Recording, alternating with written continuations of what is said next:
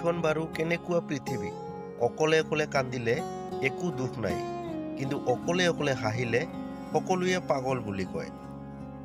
কাকো শূন্য বুলি ভাবি অৱহেলা কৰা উচিত নহয়, কাৰণ প্ৰতিটো কৰ্ম তথা বস্তু শূন্যৰ পৰাই আৰম্ভ হৈ ধাপে ধাপে পূৰ্ণতা পায়। নিজকে এনেদৰে সজাই তোলক যাতে আপোনাক শূন্য বুলি ভাবি অকলে এৰি যোৱাসকলে এদিন আপোনাক দেখি আফচোচ কৰে। আমি কেতিয়াও নিজৰ সমস্যা সমাধানৰ বাবে কাৰো অপেক্ষা কৰাটো সঠিক নহয়। নিজৰ সমস্যা সমাধানত নিজেই আগভাগ লোৱা উচিত। সমস্যা তথা দুখত থাকিলে সদায় ইতিবাচক চিন্তা কৰা উচিত, কাৰণ দুখ অথবা সুখ কোনোটোই চিৰস্থায়ী নহয়। দুখৰ সময়ত সুখৰ অপেক্ষাৰত থকাটোই একমাত্ৰ ভালে থকাৰ পন্থা। পাৰিবাৰিক অশান্তি মানুহৰ এটি অতি গোপনীয় কষ্ট।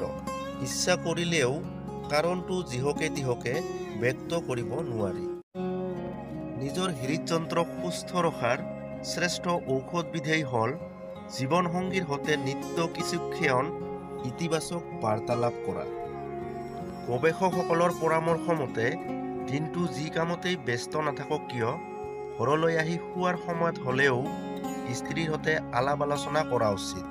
সাম্প্ৰতিক মাৰ্কিন গৱেষকসকলৰ গৱেষণা মতে জীৱনসংগীৰ সৈতে ইতিবাচক কথা বাৰ্তাই হাৰ্ট এটাক বা ষ্ট্ৰোকৰ দৰে সমস্যাবোৰ বহুখিনি কমায়। ভিডিঅ'টো সম্পূৰ্ণকৈ চোৱাৰ বাবে ধন্যবাদ।